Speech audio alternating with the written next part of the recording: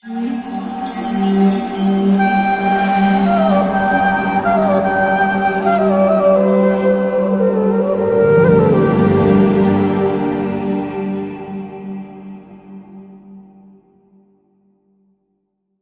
was born in a small town outside of Montreal in Canada, and a very small town, and it was largely a Catholic town. I was fortunate in that most of the festivals of the year were actually all religious festivals. But then, like so many of my contemporaries, as I became older, I started rebelling a little bit, and for even some time I thought I was an atheist. I decided I was an atheist, but then, you know, life goes on and the material nature kind of knocks you around a little bit, and eventually I came to the understanding that it's too frightening to be in the material world and be an atheist. So that changed. By about 1967, I had moved to New York, and I was teaching actually in a Catholic school in New York. And in the spring of 1967, I was going to poetry readings on the Lower East Side of New York, and I guess I dropped out. I just decided that you know, I wanted something different for my life. And like many of my contemporaries, I looked to drugs and hallucinogenics for, I thought there would be some kind of spiritual realization there. I remember reading, I forget who the quote is now, if the doors of perception were cleansed, I think it was Huxley, then we would see everything as it is, infinite. So that became that's what I wanted. By the early summer of 1967, I was already getting a little burnt out, and I was actually on LSD the first time I saw the devotees. It's a little embarrassing, but this is how I came to Krishna Consciousness. I went to Tompkins Square Park in New York. Srila Prabhupada wasn't there. By then, I believe Srila Prabhupada was in San Francisco. But the devotees were still doing Harinam in Tompkins Square Park, and we had bought the record. We had the Hare Krishna record. So here I am on LSD and walked into the park, and I was not feeling very good.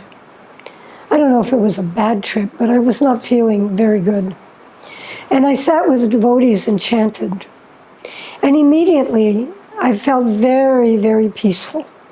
Very peaceful. I just remember my first real encounter, and I stayed for quite a long time. And then after that I went back to my nonsense, but then the person I was with at the time, you know, we were attracted to the devotees, and we would, a couple of times we went to 26 2nd Avenue, and one of those times we went with the devotees. I can still remember it very vividly, walking across town over to Washington Square Park, and the devotees were doing Harinam there. And then there were a few other encounters with the devotees. When the devotees moved further up on 2nd Avenue, we went there one time. And then, after that, the material energy really started smashing me. I was not doing well. I was going downhill very fast. I will spare the gory details, but eventually the devotees moved to Henry Street. And the person who was by then my husband, we went to Henry Street, and they were just moving in. So we had to go in the back door. And We walked in the back door, it was all boots and dirt, and we were met at the back door by Kirtiraj Prabhu, who said, just walked in and he said, he handed me a broom and he said, sweep this porch. And I thought, oh, these devotees is a little eccentric, you know. Here I am a guest and they hand me a broom and tell me to sweep the porch. But I did. And I think that was the beginning of my devotional service. A couple of years later, maybe, not too long after that, I should be honest, by then I was in a mental institution. And the doctors were giving a very bad prognosis. And my husband had started going to the temple regularly. And he just walked in one day and he said to the doctors, he was bringing me ladus and Bhagavad Gita. I couldn't read Bhagavad Gita, but the ladus I could appreciate. So my husband came one day and said, I'm signing my wife out of the hospital. And they said, oh, this is against doctor's orders, you can't do that. I'm doing it. So he signed me out of the hospital and took me to the temple. And I was, you know, pretty spaced out on psychiatric drugs and feeling quite very, very miserable, actually. But he took me to the temple. I walked into the temple on Henry Street. Radha Govinda were there. And I remembered chanting with the devotees in Tompkins Square Park years before. And I remembered how peaceful I felt. So I thought, I feel so miserable, I'm just going to chant. And they, of course, they had the mantra on a board by the altar. And I started chanting. And I remember looking at Lord Jagannath and thinking, oh, this is really amazing, because Krishna even comes in a modern art form. And so I chanted. I sat there and I chanted, I remember, for quite a long time. And it was amazing, because it was like I felt this big, dark cloud, this lifting, and the confusion of my mind just disappearing. I felt very good. I felt I could think clearly. And then my husband came in and said, we have to leave soon. Can you wait for me in the reception room? I said, yes. I went into the reception room. And previous to that, I really couldn't read very much anymore because my mind was so confused. But I picked up Perfection of Yoga and I started reading. And Srila Prabhupada says, I think it was Perfection of Yoga, he says that we're not the body and we're not the mind, and that we don't have to identify with the mind. I thought, that's it. I don't have to identify with my mind. So I don't have to worry about all the crazy things that are going on in my mind. I felt immediately very, very good. And we went home, and I had all the medicine that the doctors had given, and I thought, I don't need this anymore. I'm just going to throw it all away. So I told my husband, I don't need this, I'm going to throw it away. He said, no, please. You know, maybe we should see the doctor first, and you gradually stop taking your medicine. So my husband went to sleep. I stayed awake. I was so excited, chanting. I got up and I just threw all my medicine away. And I was fine. No problem. No problem. So briefly, that's how I came to Krishna consciousness. Liberated me from my mind. Wonderful. Yes. You mentioned Srila Prabhupada, and maybe later you met him, or you had any personal interconnection? Oh, you know, and by the time I joined, I first chanted in 1967, but by the time I joined in 1972, you know, we already, Srila Prabhupada, close association with Srila Prabhupada was pretty much reserved for sannyasis or if it was Mataji's, it would be the women that joined at the beginning of the movement. So I didn't really get very much close personal association, but when I was still Bhaktin Joanne, we moved to the temple shortly after this whole experience. We moved close by to the temple. We had an apartment. And Srila Prabhupada came to visit. And maybe it was 1973. The dates are a little hazy. But Srila Prabhupada came to visit, and I was allowed to clean Srila Prabhupada's rooms when he went for a morning walk. You know, I thought this was just the most wonderful thing. And it was. I mean, imagine being able to clean his rooms. But one morning, Srila Prabhupada didn't go for his morning walk. So we were told, you can still go in and clean, but if Srila Prabhupada comes into the room where you're cleaning, you should leave the room, you know. So, okay, we understood that. So I was in the hallway at this point. I was simply cleaning the floorboards. They were clean, but I was happy to clean them again. And at one point, I was bent over, so I couldn't see what was going on around me. But at one point, I could feel a presence. So I turned around, and Srila Prabhupada was standing there.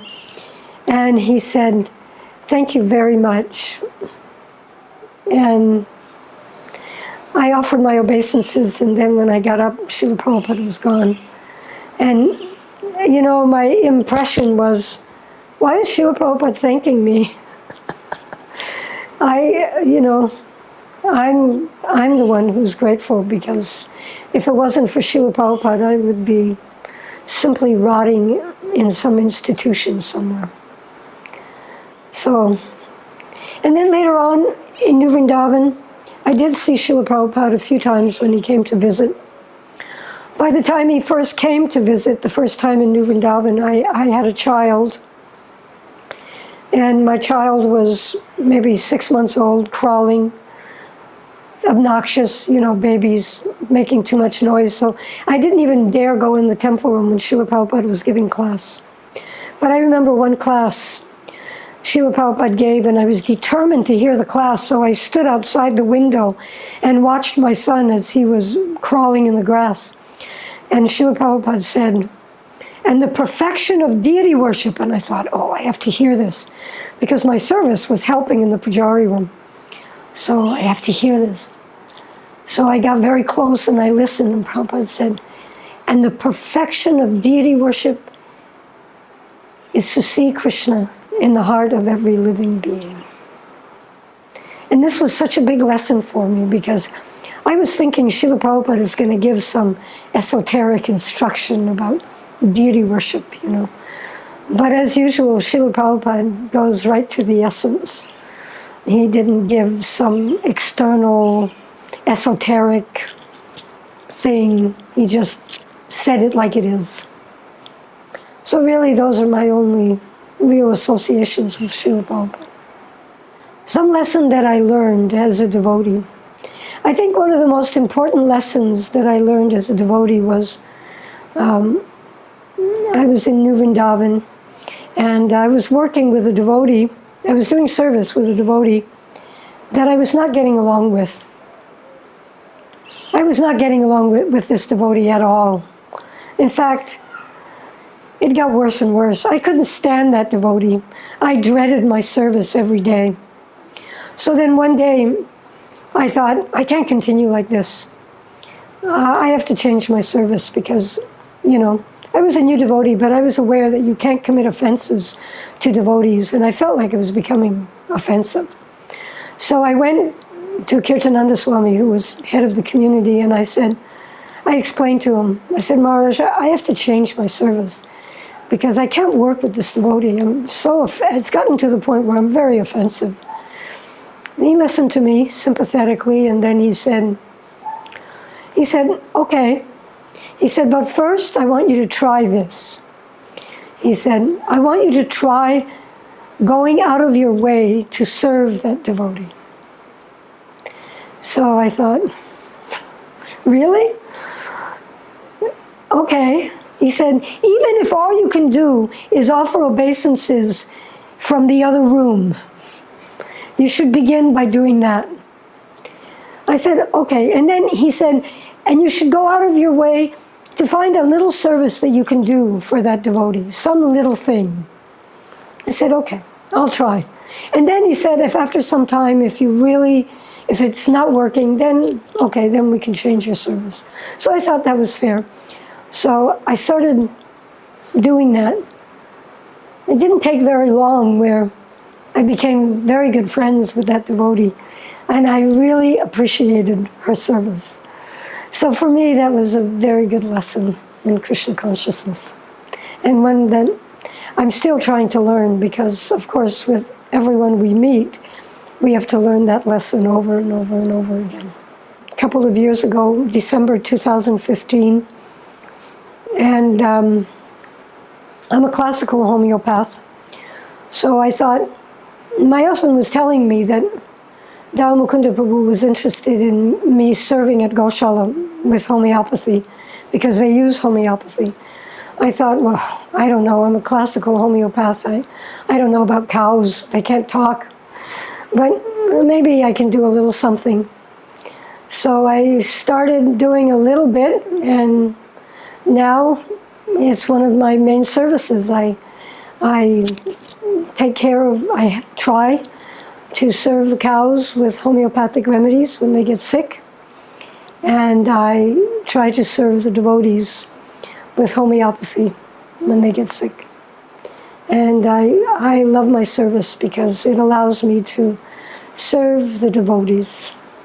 Actually, my husband and I left Krishna Consciousness for a number of years, and I came back with the idea that, well, I'm not much of a devotee anymore, but maybe I can be of service to the devotees. So Krishna is allowing me to do that, and I'm very, very, very grateful that I have this opportunity.